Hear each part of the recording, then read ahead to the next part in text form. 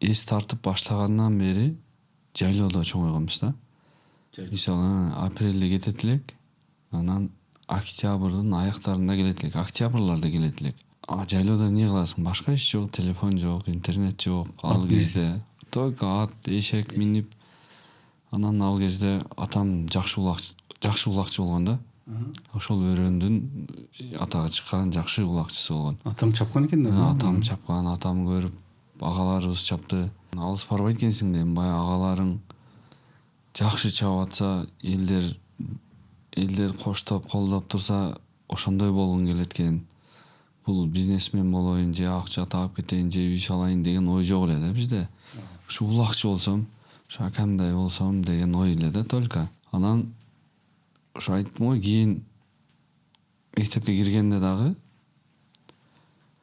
эрте жаз кетип апрелде кеч күз келет элек. Өрүк, ошого окшогон мөмө жемиштерди жейт элек ажеке.